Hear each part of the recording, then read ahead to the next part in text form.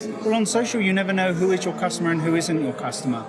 And a phrase I often come back to, it's this a conveyor belt of consumerism. So as consumers, we're constantly purchasing, but the purchases now aren't because we're constantly seeing ads every single day of our lives. It's because we're seeing content which resonates with us as consumers.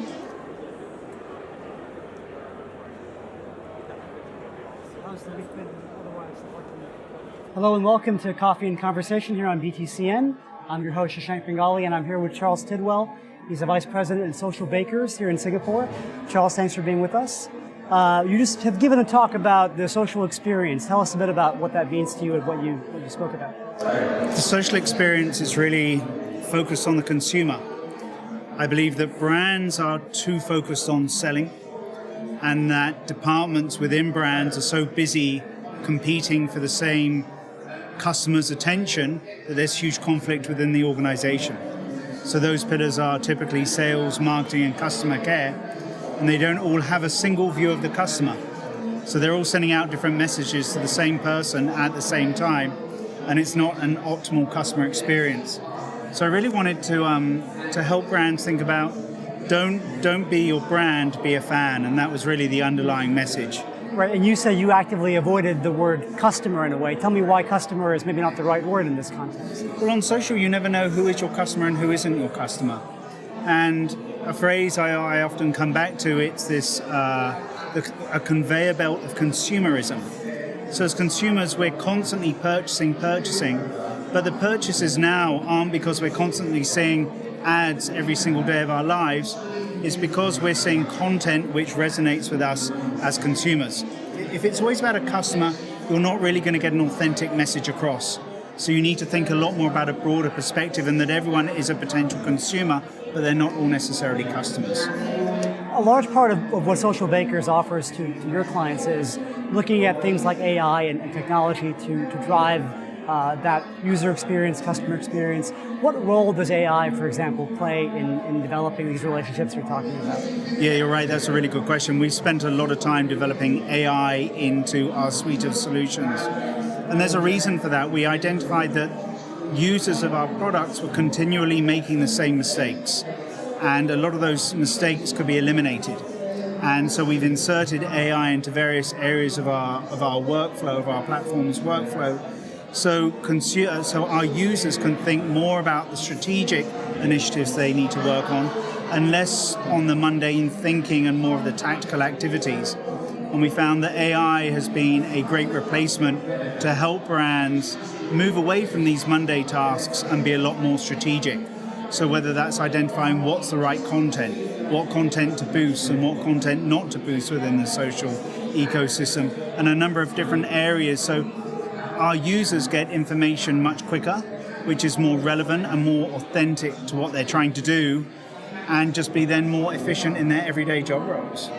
When you've got all this information, such a huge amount of data that you can feed back to your users, how do you manage to still persuade them or help them keep it fun, as you said, because that aspect is still pretty important when it comes to social media marketing. So how do you blend that enormous amount of data with the spontaneity and the fun that sometimes you need to maintain these relationships? Well, I think that's where AI really comes in, by our users, where we can ignore or help them ignore or remove the unwanted information and bring to the surface the information that they really need real time, and then enabling them to act on that information. By leveraging AI, we're just really focusing on what they want and what they need at that particular time, being able to act very quickly on that, and then removing the clutter. So it's streamlined our workflow, it streamlines our users' workflow, and it gives a better experience to everybody. So given what you've learned, what is one example of some of this clutter that you talk about, or something that a brand typically spends too much time worrying about that doesn't really get them to where they want to be? A great example of that is content. Brands within the social ecosystem, brands are posting so much content. But as consumers, we're not really interested in all of that content or all of that information. It might not be relevant to us at that particular time. So Socialbakers has enabled our users to identify what is the right content to invest behind, and then identifying that content and then informing the brand, this is the content you need to boost. And how do you ensure that the brands and the companies retain space for innovation? So when they've got all this information coming at them, what works, what doesn't, how do you ensure, and how do brands ensure that they can still experiment, try new things, and not just kind of take the information coming to them and stick with that? I still think a lot of brands and a lot of users are resistant to AI, and I think that's probably one of the biggest challenges we have. And when you look around us, or every time you're coming on the train or the bus, or you're doing a Grab or Gojek or whatever it might be, AI is involved in every one of these decisions that's actually happening. And so with us, it's constantly reminding our users about, hey, what is life before AI, communicating the results and the performance of those results. So I think it's really about ongoing education and just letting them see the results for themselves. So looking ahead 5 years, 10 years down the line, where do you see the trends going in terms of how AI and machine learning and all these tools can help enhance the brand's work, the user experience?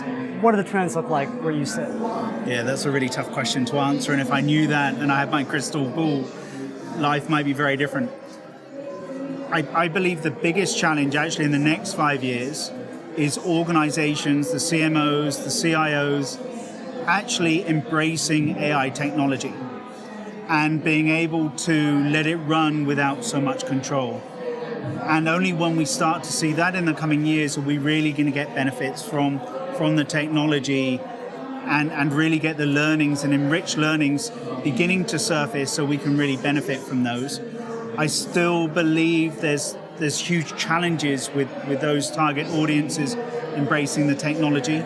So I think that's going to be one of the biggest things that we need to address in the coming 5 years. If you listen to the social platforms 2-3 years ago about many of the things that they wanted to launch, they haven't necessarily launched. I'm really keen to see what happens with Facebook and their cryptocurrency, and especially then with microtransactions, and if that can really take off within applications such as WhatsApp, where you can do these very, very small transactions without actually leveraging currency. And I think that's going to be really interesting how cryptocurrency blends into then the broader social ecosystem and social networks. I think that could be quite interesting. Do you see innovations coming from Southeast Asia where we are and then spreading to other parts of the world? Southeast Asia, I think Indonesia has a very vibrant startup community. Singapore's been very aggressive trying to push that, and with various funds. Not just Southeast Asia though, if you look at China and some of the innovations coming out of China is very, very strong. Look at TikTok, for example. That's phenomenal in the number of users. So I believe so. There will be innovations from this region. We're probably not seeing enough, and I think within this region they need to be a little bit more adventurous and a little bit more entrepreneurial. So we're not seeing enough, but I hope we'll see more. Thank you, Charles. Thanks very much for joining us. That's all the time we have here on Coffee and Conversation. I'm your host, Shashank Bengali, and we'll see you next time.